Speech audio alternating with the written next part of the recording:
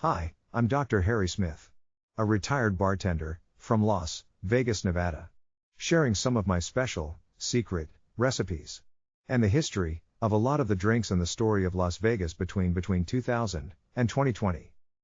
When I arrived in Las Vegas, I just missed the Rat Pack. The Rat Pack was gone when I got here in 2000. But I would have loved to have worked the Rat Pack, Sammy Davis Jr., Dean Martin, and Frank Sinatra.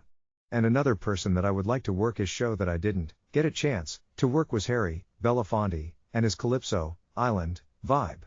By my name being Harry, I have been called Harry Belafonte all my life.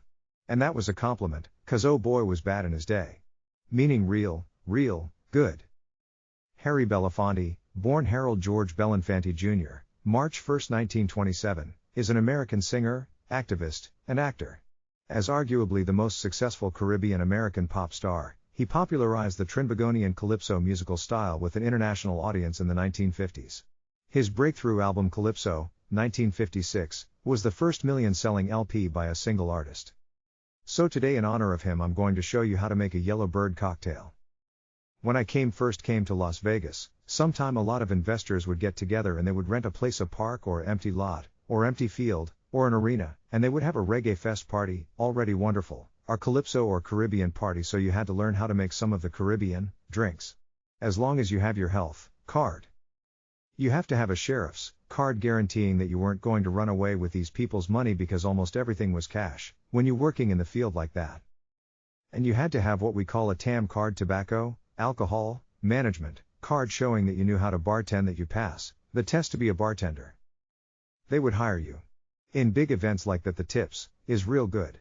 And all type of people, especially the island people from all over Hawaii and the Caribbean, as well as Las Vegas locals, everybody would be there and the party would be fantastic.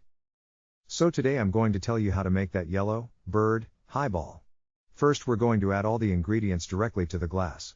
We're going to start with 1 ounce of rum. I love Bacardi. Then I would get a ½ ounce of Galliano. Galliano. Then I would get a ½ ounce of good vodka, and you can't get none better than this.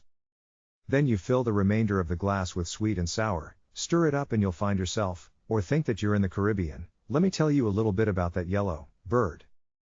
The history and place of origin of the yellow bird cocktail are unclear.